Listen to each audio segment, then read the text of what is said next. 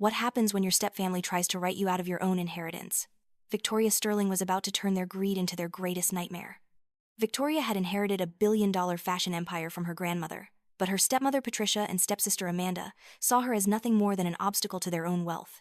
At 25, Victoria was struggling to balance running Sterling Fashion Group while dealing with constant family sabotage.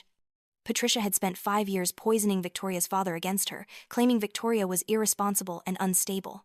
Meanwhile, Amanda had been secretly courting board members and investors, positioning herself as the responsible alternative to Victoria's leadership. The attack came during Victoria's father's funeral.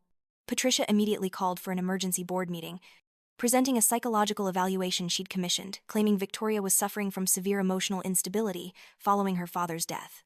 The goal was obvious: remove Victoria and install Amanda as CEO, but Victoria had allies they didn't know about. Her father's longtime assistant, Helena, had been documenting Patricia's schemes for years. The evidence was damning. Patricia had been embezzling from the company's charity foundation, using the funds for plastic surgery and luxury vacations. Amanda had been selling company secrets to competitors, planning to tank Sterling Fashion's stock price before a hostile takeover. The most shocking revelation? Patricia had been slowly poisoning Victoria's father with heart medication to ensure he'd die before discovering their financial crimes. What looked like a natural death was actually premeditated murder.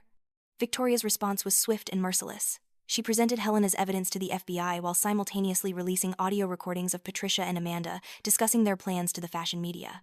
The headlines were brutal: Sterling Fashion Dynasty rocked by murder and embezzlement scandal. The trial was a sensation. Patricia received life in prison for murder, while Amanda got 15 years for corporate espionage and embezzlement. Victoria testified via video link from Paris, where she was launching Sterling Fashion's most successful international expansion ever.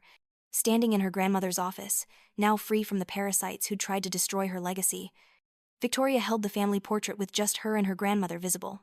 Patricia and Amanda's faces had been carefully cut out. Sometimes the best revenge is simply outliving your enemy's ambitions.